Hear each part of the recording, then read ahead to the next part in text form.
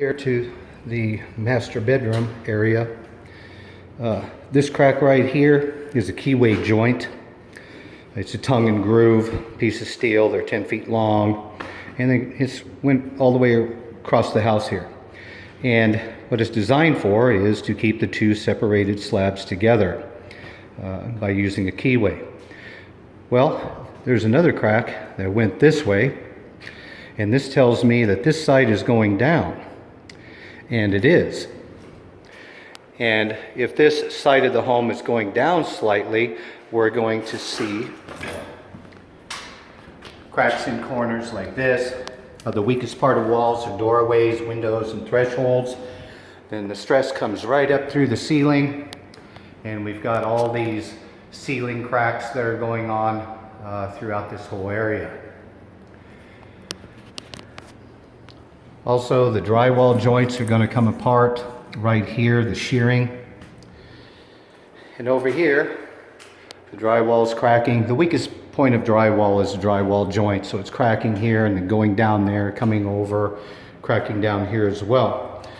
This is a perimeter footing wall sitting on top of the perimeter footing, interior wall sitting on top of an interior floating floor.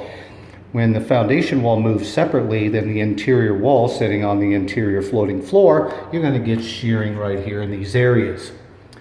When you get enough movement on the outside, it's going to cause stress fractures on the interior ceiling.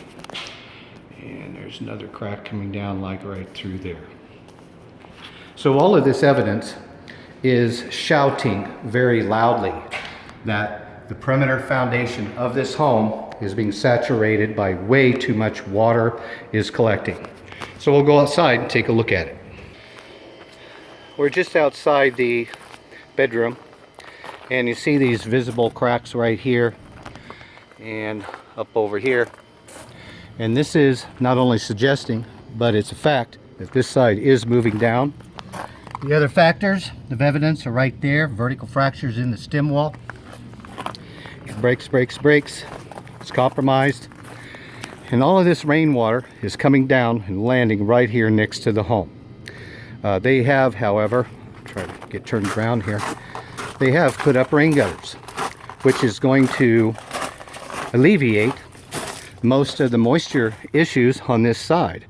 But you have to control the water somewhere else beside next to your home. In this case, the backyard's kind of holding next to the house too. You may need a sump pump, whatever it's going to take to get this water away from your home and out to the front street, over the sidewalk, down into the valley gutter.